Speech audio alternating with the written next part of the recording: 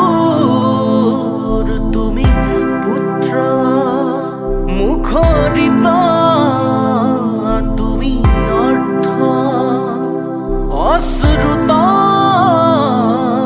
জরাজীর্ণ পরিবেশৰ পৰিকাম্য তুমি ব্ৰহ্মপুত্ৰ, তুমি ব্রহ্মপুত্র।